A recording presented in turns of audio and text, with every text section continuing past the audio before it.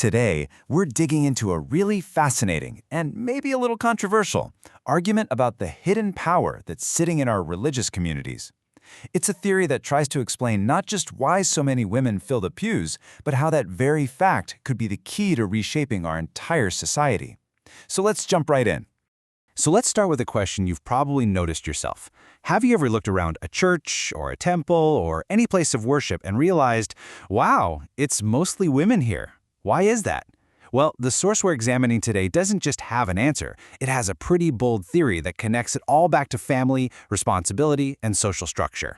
The speaker we're analyzing calls this a puzzling presence. And the argument goes that to really get it, you can't just count heads. You have to dig deeper into what this theory claims is a powerful, almost instinctual drive that's tied directly to a woman's sense of responsibility for her family. At the very heart of this argument is the idea of maternal instinct.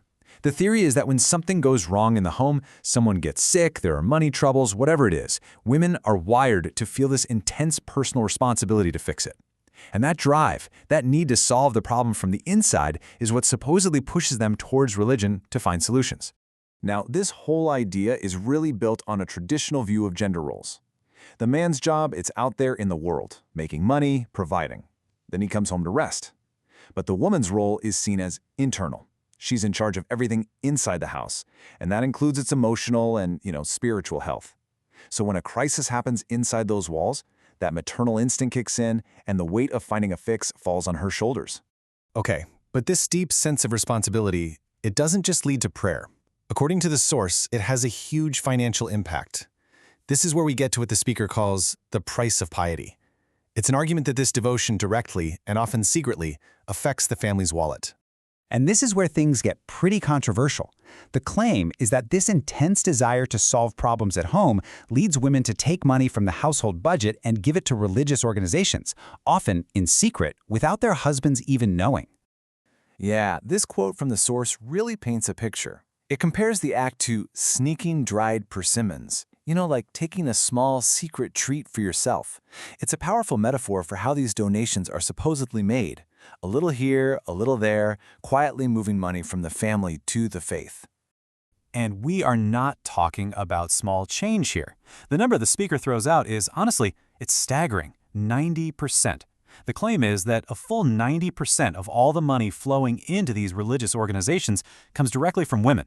That makes them, without a doubt, the economic engine keeping the whole thing running.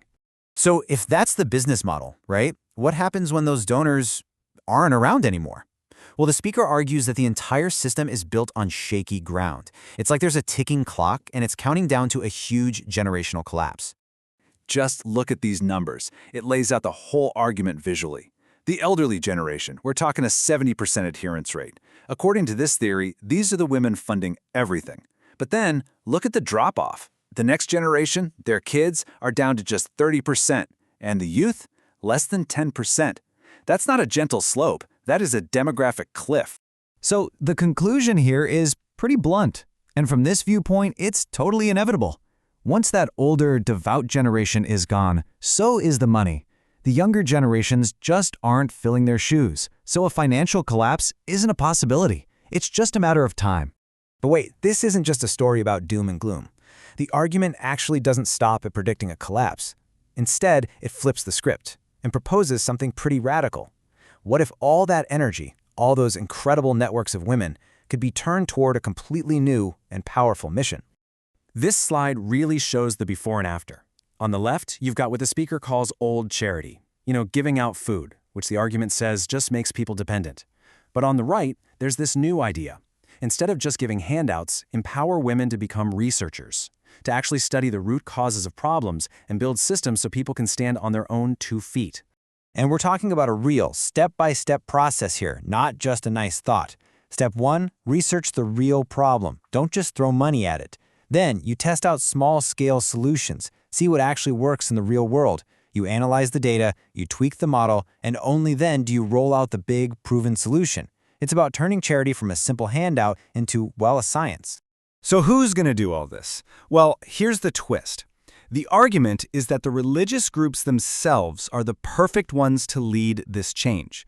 Why? Because they already have the most important thing, A huge, organized network of dedicated women. The whole system is already built. All it needs is a new purpose. And this all leads us to the final and really the biggest point of this whole argument. This isn't just about saving some organizations from going under. It's about unleashing what the speaker believes is the country's single greatest untapped resource. The speaker sees women as this massive, untapped source of power and brains. The idea is that they have this incredible drive to make a difference, and if you could just point that energy in the right direction, towards this kind of research-based problem solving, they could literally become the key to solving the nation's toughest problems. So it all comes down to this one powerful vision. The country's success is tied directly to empowering its women, not just as caregivers or donors, but as the thinkers, the researchers, and the architects of a better future. And that leaves us with one last big question to chew on. You can agree or disagree with the specific claims we went over today, but the core idea is fascinating. How can any society, any of us, find the hidden potential in our communities and actually put that energy to work for the good of everyone? It's definitely something to think about. Thanks for digging into this with us today.